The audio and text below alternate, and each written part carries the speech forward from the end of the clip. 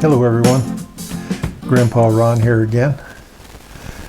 Welcome to another session of A Slice of Truth, our very basic Bible study. Today we're going to look at chapter 5 of the book of Exodus. Remember in the last chapter, God had met with Moses in the burning bush, had explained to him that he wanted Moses to be his spokesman and go back to Egypt and to talk to the Pharaoh and get him to let the people of Israel leave. And he told him what was going to happen. He told him that the Pharaoh was going to be resistant to that and would not do it until certain things happened. And Moses was reticent. He was unwilling to do it. But after some back and forth, unpleasant discussions with God, he finally agreed to go. He's going to go with Aaron, his brother, back to Egypt, and they're going to meet with the Pharaoh.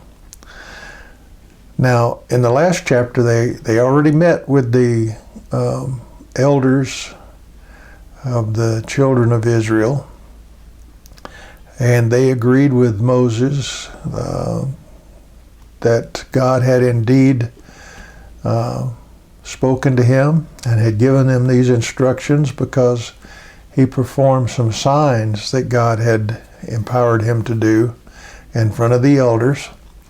And now he's going to use some of those same signs and more before Pharaoh.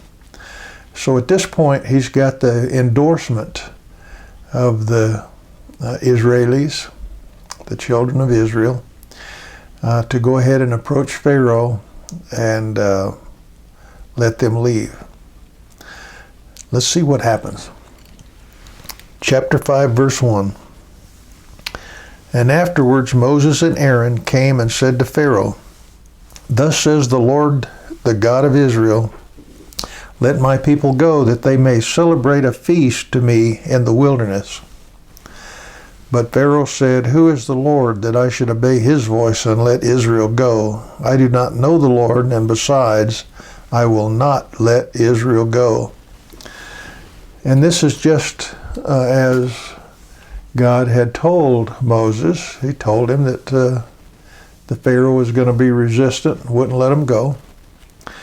They didn't tell the Pharaoh everything. They told him, "We want to go celebrate." And later they're going to tell him they want to go make offerings to God. They haven't told him that their ultimate intent is to leave the country permanently. Probably testing the waters here, breaking things to him gently, see how he's going to react, that kind of thing. But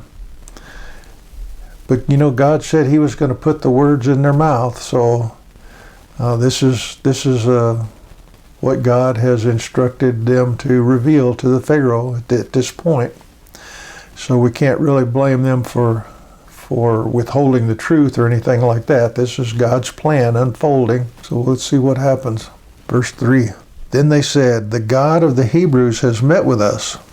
Please let us go 3 days' journey into the wilderness, that we may sacrifice to the Lord our God, lest he fall upon us with pestilence or with the sword." So here Moses is emphasizing that this isn't just us making this request. God has told us to make this request. He has met with us and he's telling us what we have to do. So if you don't let us go, we'll be violating what God has told us. And, so maybe get a little sympathy from the Pharaoh, I don't know. But anyway, let's see what happens with that request. Verse 4, "But the king of Egypt said to them, Moses and Aaron, why do you draw the people away from their work? Get back to your labors." Again, Pharaoh said, "Look, the people of the land are now many, and you would have them cease from their labors?" So the same day Pharaoh commanded the taskmasters over the people and their foremen, saying, "You are no longer to give the people straw to make bricks as previously. Let them go and gather straw for themselves." Well, the Egyptians were great at brick building. Pharaoh owned just about everything. Discoveries in Egypt show that most of the bricks actually have the imperial symbol on the bricks. And apparently the Israelis were forced to make bricks for the government. And these taskmasters were Egyptians that basically assigned the labor to the Israelis. The foremen were Israelis who were in charge over their own people. So you kind of had this hierarchy. You got the taskmasters are Egyptians, and then the foremen, and then the workers below that. But it was necessary to have the straw. Apparently there was some kind of a chemical, or the straw provided some kind of bonding for the bricks. So it was important to have this straw mixed in with the clay in order for the bricks to bake properly and get hardened in the sun. So Pharaoh was saying, I'm not having any of this, you're just lazy. And from now on, you're going to have to get your own straw. And he's putting a responsibility on the taskmasters and these foremen. You've got to make this happen, make it work. But the quota of bricks which they were making previously, you shall impose on them. You are not to reduce any of it, because they're lazy. Therefore they cry out, let us go sacrifice to our God. Let the labor be heavier on the men, and let them work at it, that they may pay no attention to false words. So he's just dismissing the whole thing. This is just, they're just looking for a way to get out of work. It's impractical for me to let them go. I'm not going to do it. We're going to make these lazy people work even harder. And they won't have time to be listening to these falsehoods about God wanting them to leave and all that stuff. So not only are they having to get their own straw, but their quotas are not going to be reduced. They're going to have the same output, and but they're going to have this extra burden of getting their own straw. Verse 10, so the taskmasters of the people and their foremen went out and spoke to the people, saying, thus says Pharaoh, I am not going to give you any straw. You go and get straw for yourselves wherever you can find it, but none of your labor will be reduced. So the people scattered through all the land of Egypt to gather stubble for straw.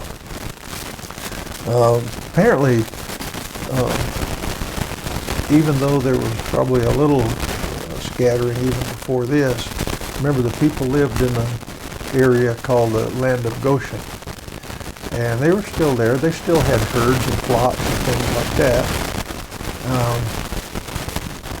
Historic finds indicate that they kind of had a rotational system for making the bricks. They would take turns. They'd have, gangs, groups of men would go out and perform this function of making bricks for a period of time, and then they'd rotate. That way they could also maintain their herds and cattle and those kind of things. But this added labor is going to change all that. Let's see what happens now.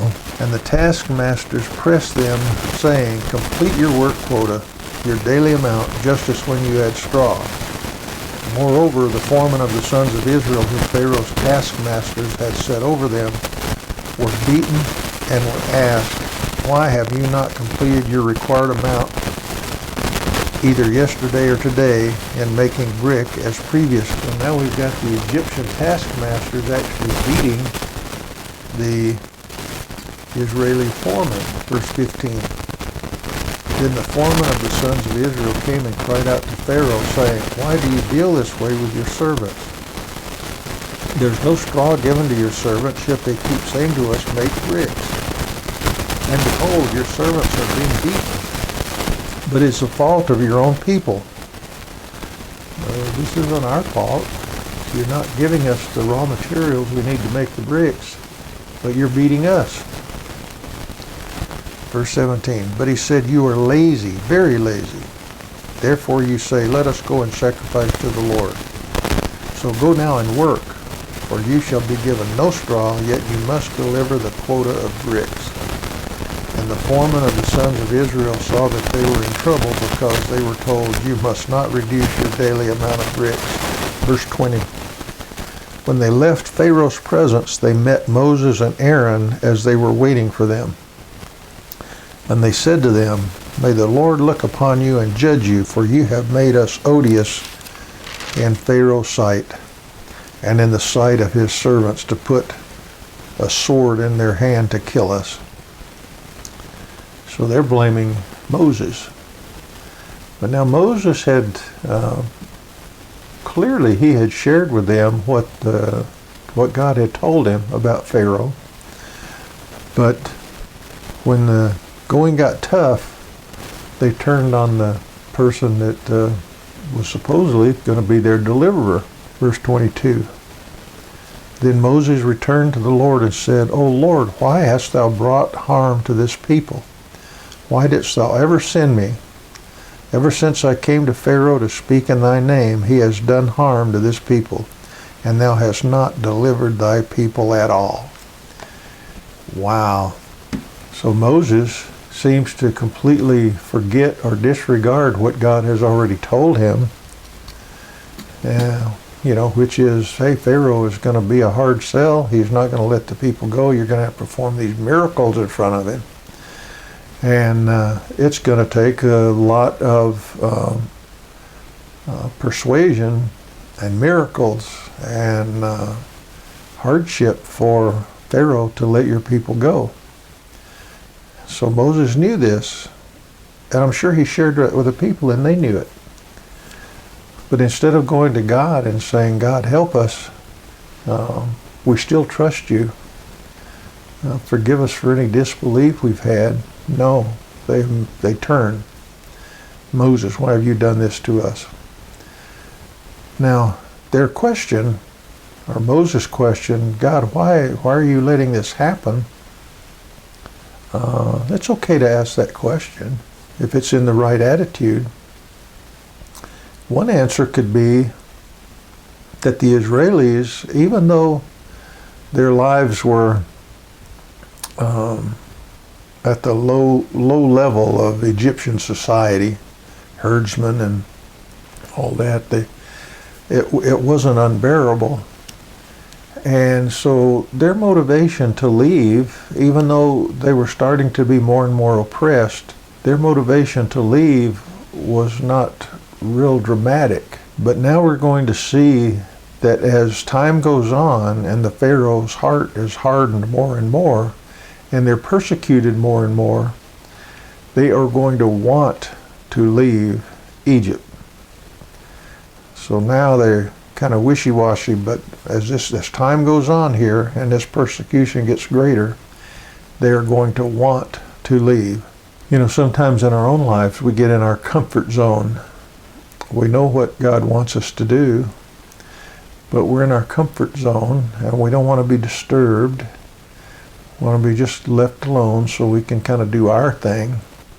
So sometimes God lets things enter into our life that motivates us to change, to realize that we're not in complete control.